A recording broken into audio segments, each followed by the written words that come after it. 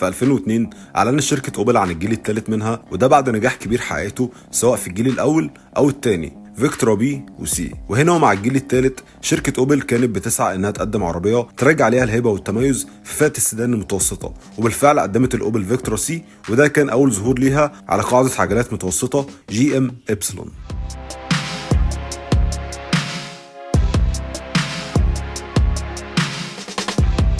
في البداية هكلمك عن تصميم الفيكتورا سي واللي كان مميز بشكل كبير وبتظهر فيه الفخامة الألمانية. فبشكل عام العربية كانت بتيجي بخطوط انسيابية مع واجهة كلاسيك أنيقة بتميل بشكل أكتر للفخامة أكتر منها للرياضية. فمن الجزء الأمامي كانت بتيجي بشبك صغير نسبيا مع خطوط كروم ولوجو أوبل واضح في المنتصف. أما الكشافات الأمامية كانت كبيرة واخدة شكل دائري إلى حد ما، وده من أسهل العلامات اللي ممكن تميزها عن الفيس ليفت. ومن الجزء الخلفي كانت بتيجي باكسدام عريض، وفي الأعلى كشافات ستوب خلفية فيها تقسيمة واضحة ما بين الأحمر والأبيض، والتصميم ككل مع جنوب بالكامل لتصميم إجمالي متناسق. أما التصميم الداخلي فكان برضو بيغلب عليه الشكل الكلاسيكي البسيط والعملي، ده مع عدادات منظمة بشكل واضح بتجمع ما بين مؤشرات السرعة والبنزين وباقي مؤشرات التحكم الأساسية، بالإضافة لأزرار منفصلة في التابلو بتتميز بالوضوح مع لمس كروم أو بلاستيك بجودة عالية. والمساحة الداخلية كانت مقبولة ككل بكراسي مريحة بتدي شكل عام مميز لباقي تصميم العربية، ده بالإضافة لباقي تجهيزات ووسائل الأمان اللي كانت بتختلف على حسب الفئة.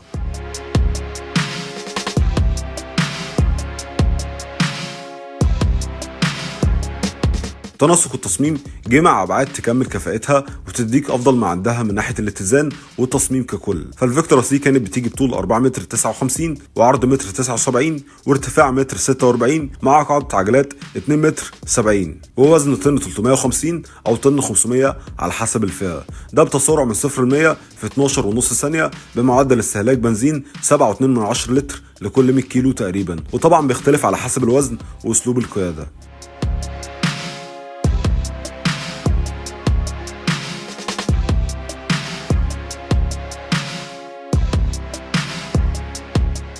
اتكلمنا عن ابعاد الفيكتورا سي، يبقى لازم برضو تعرف انواع الموتور اللي نزلت بيها. فكانت بتيجي بنوعين موتور 1600 سي 4 سلندر 105 هورس باور مع عزم 150 نيوتن بفتيس مانوال والتاني ايزي ترونيك. اما النوع التاني كان 1800 سي 4 سلندر 120 ل 125 هورس باور تقريبا. الفيكتورا سي نزلت بثلاث فئات. اول فئه كومفورت ودي كانت مانوال بامكانيات محدوده، تاني فئه اليجنس ودي كانت اعلى شويه بفتيس ايزي ترونيك وطاره مالتي، وكانت كامله كراسي جلد وفتحه سقف مع اي بي اس واي اس بي. والتجهيزات بشكل عام كانت بتختلف على حسب الفئه، وكان بيشمل اجزاء اساسيه زي تكييف قوي وساوند سيستم ومساحات تخزين، مع اختلاف كل فئه عن الثانيه في الكراسي او فتحه السقف او زرار التحكم ومرايات وازاز كهرباء وباقي التجهيزات الاساسيه. وبالنسبه لوسائل الامان فبرضه كانت بتختلف على حسب الفئه من حيث الايرباجات او الاي بي اس والاي بي دي.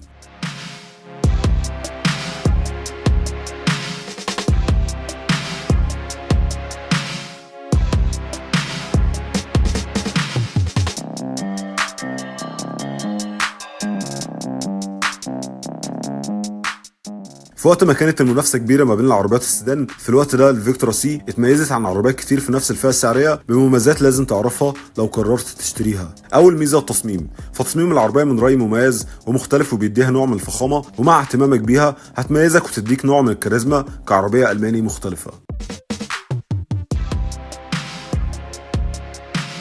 الاعتماديه، الفيكتورا سي اتصنعت بجوده خامات واجزاء ميكانيكيه عاليه، ده غير قوه الموتور فهتلاقي منها اعتماديه مقبوله، ده طبعا بعد متابعتك ليها وصيانتها بشكل دوري في اقل الاعطال من وقت للتاني، لكن ممكن تلاقي منها مشاكل وهوضحها لك بالظبط مع العيوب.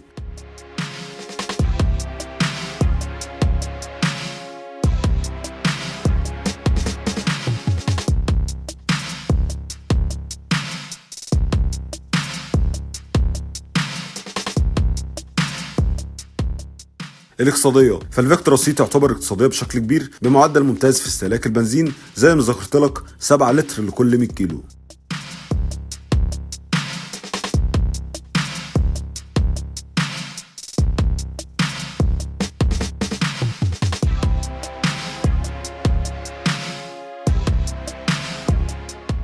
تجربة القيادة، الفيكتورا سي مناسبة بشكل كبير للاستعمال اليومي، فهتلاقي منها ثبات وراحة مع الطرق الطويلة لكن مش بأداء رياضي صريح، وبرغم كده إلا إنك هتلاقي مزيج من الراحة وسهولة التحكم، هتستمتع بتجربة قيادة جميلة.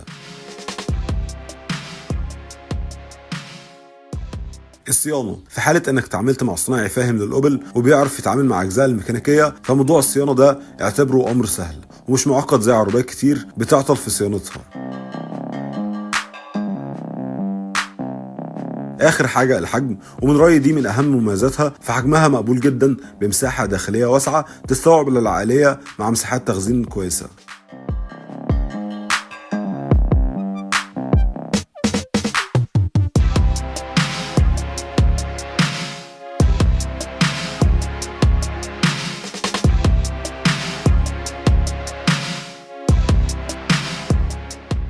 على قدر الانتشار اللي حققته الفيكتورا سي في وقت اصدارها، الا انها ما حققتش الانتشار الواسع في السوق المحلي، وده بيرجع لاسباب هوضحها لك بالتفصيل. اولها قطع الغيار. قطع غيارها مش منتشره بشكل كبير وموجوده في اماكن معينه، بالاضافه انها ممكن تبقى اغلى من قطع غيار عربيات تانية في نفس الفئه السعريه. تاني عيب الاعتماديه. برغم اني ذكرت لك الاعتماديه كميزه من مميزاتها، لكن ده زي ما قلت لك انك بتتابع صيانتها باستمرار كصيانه تجنب مشاكل كبيره، لكن للاسف مع الوقت او الاهمال هتلاقي منها مشاكل في الفتيس الايزي ترونيك منها، وده لانه حساس ومش مفضل عند الكل واعطاله للاسف ممكن تبقى كتير. تالت عيب، ومن رايي ده مش عيب يخليك تركز فيه، وهو صوت الموتور. صوت الموتور مع زياده السرعات او الضغط بيبقى عالي. رابع عيب وهو تسريب ميه في شنطه العربيه، وده شائع في بعض النسخ منها. خامس عيب السعر. سعر العربيه بعيوبها دي للاسف ومن رايي غالي، وفي عربيات تانية ما فيهاش المشاكل دي باسعار اقل كتير. اخر عيب اعاده البيع. فبسبب عدم انتشار العربيه بشكل كبير، ده غير العيوب اللي ذكرناها، اعاده بيعها مش افضل حاجه.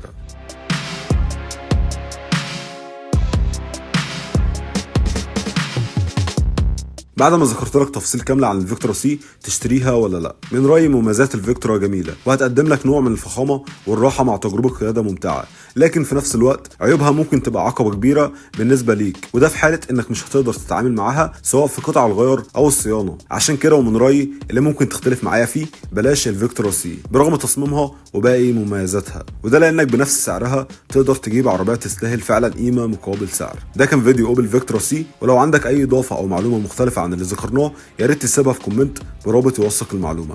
ما تنساش اللايك والسبسكرايب. سلام يا وحش.